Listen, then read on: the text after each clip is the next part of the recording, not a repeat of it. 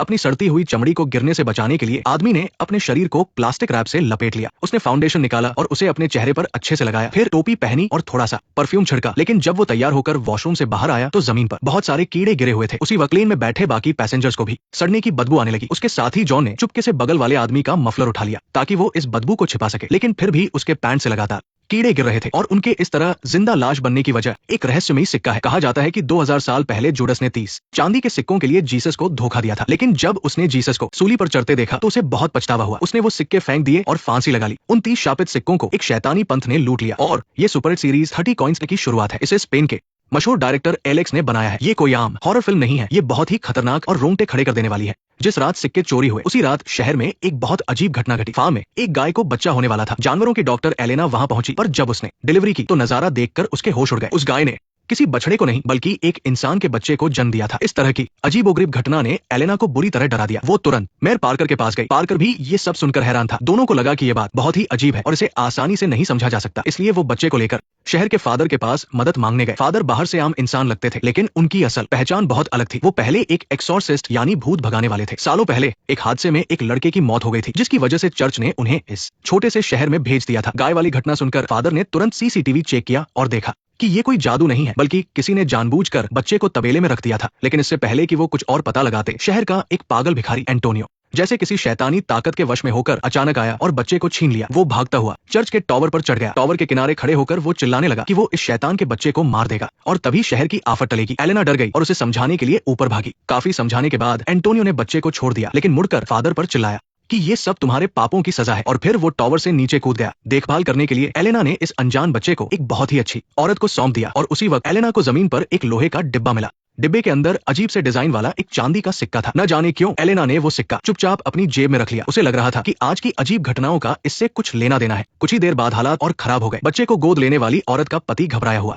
Elena के पास आया। उसने कहा कि बच्चा बहुत अजीब बर्ताव कर रहा है। जैसे ही एलेना ने दरवाजा खोला वो पूरी तरह से सन्न रह गई। वो बच्चा जिसे पैदा हुए अभी 2 दिन भी नहीं हुए थे, वो बहुत तेजी से एक बड़े आदमी के साइज का हो गया था। उसकी आंखें खाली थी और उसमें से एक भयानक शैतानी एहसास हो रहा था। एलेना ने अपनी घबराहट छिपाई और वहां से निकल गई, पर उसने सोचा भी नहीं था कि उसके जाते ही दोनों पति पत्नी में झगड़ा हो जाएगा। पति ने कहा कि बच्चे का इस तरह से बढ़ना उसे डरा रहा है और उसने अपनी पत्नी से उसे वापस भेजने को कहा, लेकिन औरत ने कहा कि उसकी ग्रोथ बस अच्छी है। अपने पति की जिद देखकर वो शांत स्वभाव वाली औरत अचानक एकदम से बदल गई। उसकी आंखें खूंखार हो गई। उसने कैंची उठाई और बिना कुछ सोचे अपने ही पति को मार डाला। अपने पति की लाश को देखकर उसने सोचा कि ताजा खाना बर्बाद नहीं होना चाहिए। फिर उसने अपने पति के शरीर के अंगों को दूध में मिलाकर पीसा और उस बड़े बच्चे के लिए एक टेस्टी सा खाना तैयार किया। वहां से निकलकर एलेना सीधे पार्कर के पास गई और उसे बच्चे के बारे में सब कुछ बताया। पार्कर को ये सब बकवास लगा, लेकिन फिर भी वो एलेना के साथ चेक करने उस औरत के घर आया, पर घर के सामने का नजारा देखकर वो डर गए। पूरे घर पर मकड़ी के जाले ही जाले फैले हुए थे। अंदर घुसते ही उन्होंने देखा कि औरत का पति जालों में पूरी तरह से लिपटा हुआ छत से उल्टा लटक रहा था और मर चुका था। दोनों डर के मारे कांपने लगे। उनकी सांसें अटक गई। फिर वो दोनों दबे पांव ऊपर गए, पर जैसे ही उन्होंने सीढ़ियों पर पैर रखा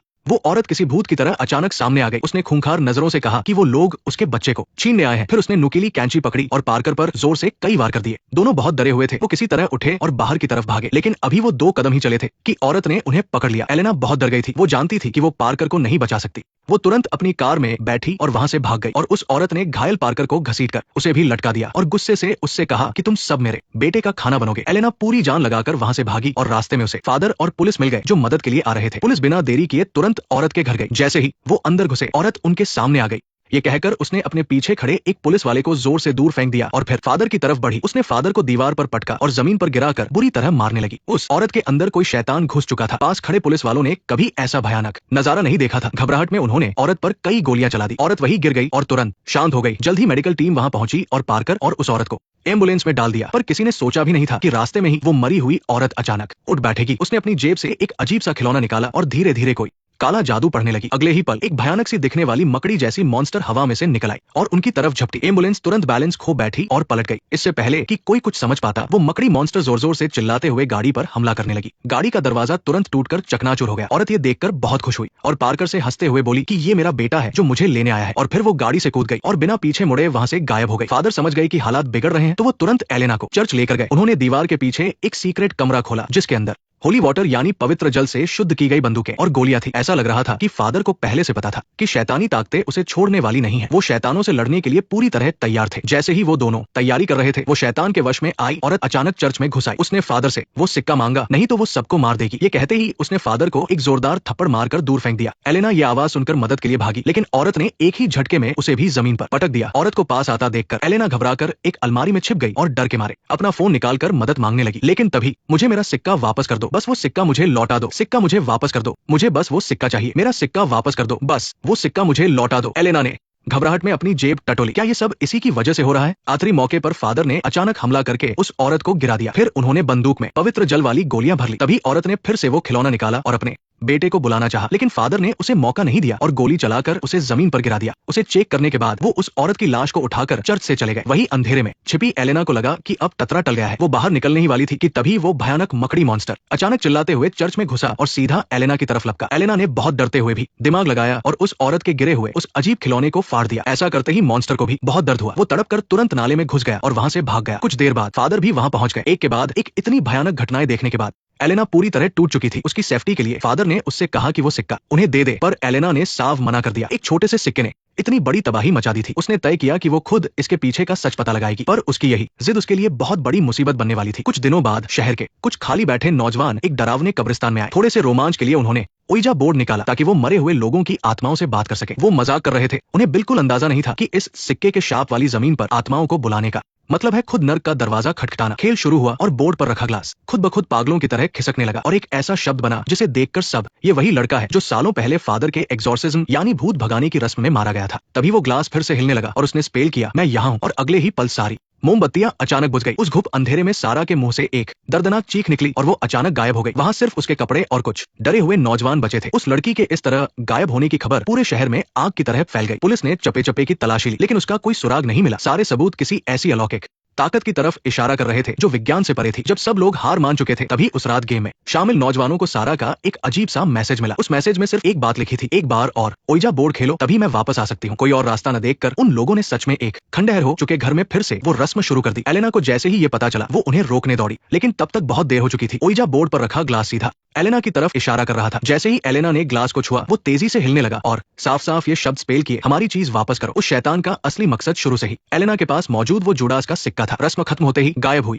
सारा अचानक सबके सामने सही सलामत आ गई, लेकिन उसकी आंखों में कोई भाव नहीं था और उसकी हरकतें बहुत अजीब थी। कोई भी देखकर बता सकता था कि वो अब पहले जैसी सारा नहीं है, बल्कि शैतान के कब्जे में एक कठपुतली बन चुकी है। वो शैतानी सारा चर्च गई, फादर को ढूंढा और एक एक लफ्ज पर जोर देकर शैतान का फरमान सुनाया। और खौफनाक बात तो ये थी कि सारा के पास भविष्य देखने की ताकत आ गई थी। उसने रास्ते चलते एक आदमी की तरफ उंगली उठाई और बड़ी बेरमी से कहा कि वो मरने वाला है। और कुछ ही देर बाद उस आदमी को हार्ट अटैक आया और वो वही मर गया। उसके तुरंत बाद उसने भविष्यवाणी की कि एक और आदमी की बेमौत जान जाएगी और जल्द ही वो आदमी सड़क पार करते हुए सच में एक तेज रफ्तार कार के नीचे आकर कुचला गया। फादर को अपनी बात मनवाने के लिए सारा ने अपनी उंगली काटी, उसे एक कपड़े में लपेटा और फादर को देकर बोली, ये तुम्हारे लिए एक तोहफा है। फादर डर के मारे पीले पड़ गए। सारा ने फिर कहा, जब तक तुम वो सिक्का नहीं दोगे, मैं अपनी जीभ और कान भी ऐसे ही काटती रहूंगी। इतना कहकर उसने एक तेज धार वाला चाकू अपने मुंह में डाला और बेरमी से चीरा लगाकर अपने गाल को बुरी तरह फाड़ लिया। खून से लथपथ सारा को देखकर मजबूरन फादर को उसे एलेना के घर ले जाना पड़ा, जहां उन्होंने उस सिक्के के लिए पूरा घर छान मारा। तभी रॉक एलेना को घर छोड़ने आया। जैसे ही दोनों ने दरवाजा खोला, सामने फादर और खून से सनी हुई सारा खड़ी थी। रॉक को लगा कि फादर सारा को टॉर्चर कर रहे हैं, तो वो गुस्से में फादर पर झपटा और उन्हें कसकर पकड़ लिया। इससे पहले कि रॉक कुछ करता, सारा ने पीछे से रॉक पर चाकू से कई वार किए। फिर उसने बहुत ठंडे दिमाग से एलेना को सिक्का देने का हुक्म दिया। तभी अचानक दीवार पर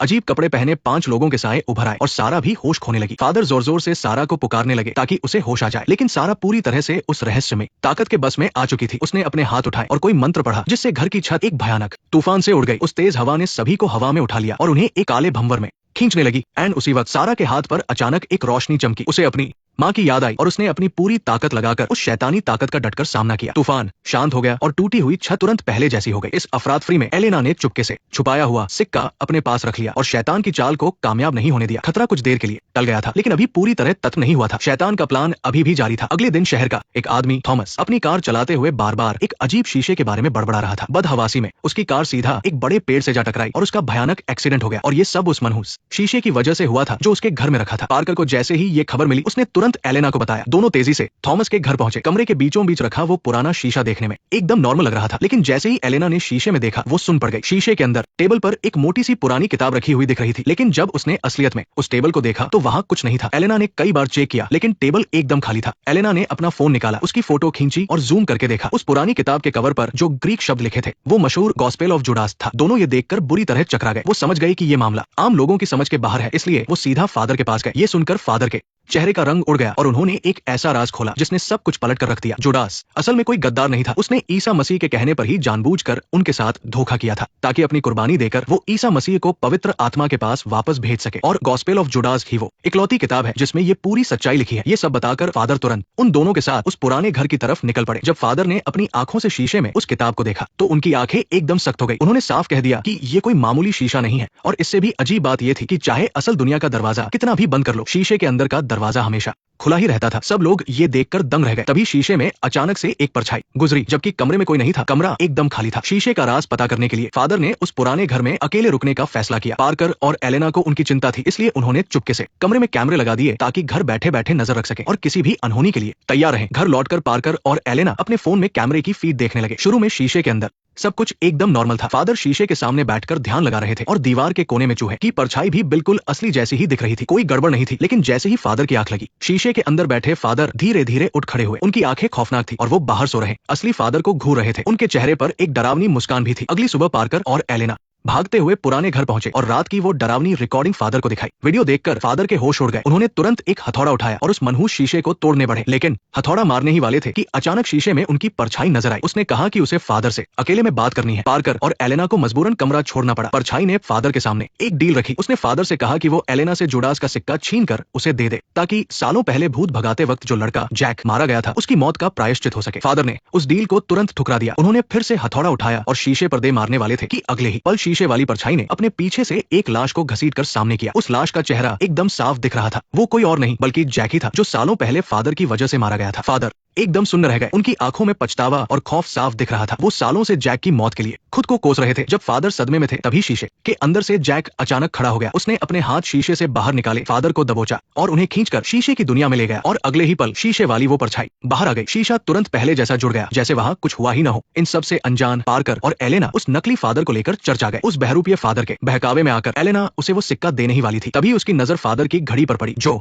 उल्टी दिशा में चल रही थी। वो तुरंत समझ गई कि असली फादर अभी भी शीशे की दुनिया में फंसे हुए हैं। पता नहीं जिंदा भी है या नहीं। उस नकली फादर से बचकर दोनों जान की बाजी लगाकर पुराने घर की तरफ भागे। एलेना ने गॉस्पेल ऑफ जुडास किताब उठाई और उसे शीशे पर पूरी ताकत से दे मारा। शीशा तुरंत टूटकर बिखर गया और उसके टुकड़े हर तरफ फैल गए। उनके सामने एक अजीब सा रास्ता खुल गया। बिना एक पल सोचे पार्कर और एलेना बेखौफ होकर उसके अंदर चले गए। अंदर का नजारा देखकर उनके होश उड़ गए। वो जगह किसी खौफनाक शैतान का अड्डा थी। दीवारों पर अजीब तरह के शीशे टंगे हुए थे जिनसे एक अजीब सी रोशनी निकल रही थी और हर शीशे में अलग अलग दुनिया दिख रही थी। ऐसा लग रहा था मानो वो दुनिया के हर कोने से जुड़े हुए हों। दोनों आगे बढ़े तो उन्होंने एक और कमरा देखा। वहां लाल कपड़ों में कुछ तांत्रिक एक वेदी के चारों ओर बैठकर अजीब अजीब मंत्र पढ़ रहे थे और असली फादर को उसी वेदी के बीचों बीच बांध कर रखा था। उनके सिर पर कपड़ा बंधा था और वो बुरी तरह जख्मी थे। वो तांत्रिक बस उनकी बलि चढ़ाकर अपनी शैतानी रस्म पूरी करने ही वाले थे। जैसे ही एक तांत्रिक ने चाकू उठाया और वार करने वाला था, तभी एलेना ने अपना हाथ उठाया और वो जुडास का सिक्का पूरी ताकत से कांच पर दे मारा। उसकी आवाज से सारे तांत्रिकों का ध्यान भटक गया। जैसे ही वो सब चौंके, फादर ने मौका पाकर खुद को आजाद कर लिया और वेदी की खिड़की तोड़कर असली दुनिया में वापस आ गए। और वो नकली फादर उसी पल गायब हो गया। वो पुराना शीशा भी टूटकर चकनाचूर हो गया और वो दरवाजा हमेशा के लिए बंद हो गया। इस खौफनाक हादसे के बाद एलेना पूरी तरह से टूट चुकी थी। वो अकेले एक पुल पर गई और बिना कुछ सोचे दुनिया को तबाह करने वाले उस जुडास के सिक्के को तेज बहते हुए पानी में फेंक दिया। वो इस सिक्के के श्राप और खतरे से तंग आ चुकी थी। वो इन सब से हमेशा के लिए छुटकारा पाना चाहती थी, लेकिन उसे नहीं पता था कि नर्क का सौदा एक बार हो जाए तो कभी खत्म नहीं होता। सिक्का पानी में गिरते ही पुल के नीचे का काला पानी खौलने लगा और एक उससे भी खतरनाक सदियों पुरानी शैतानी ताकत उस सिक्के की वजह से जाग गई। तो दोस्तों, ये थी इस सीरीज के पहले एपिसोड की कहानी। अगर आपको भी मेरी तरह ये जबरदस्त कहानी पसंद आई हो तो प्लीज वीडियो को लाइक करें और चैनल को सब्सक्राइब करें। अगले एपिसोड में हम देखेंगे कि एलेना खुद नर्क का सच सामने लाएगी और उसे इसकी बहुत बड़ी कीमत चुकानी पड़ेगी। मैं हूँ डेविड, मिलते हैं अगले वीडियो में। तब तक के लिए अलविदा।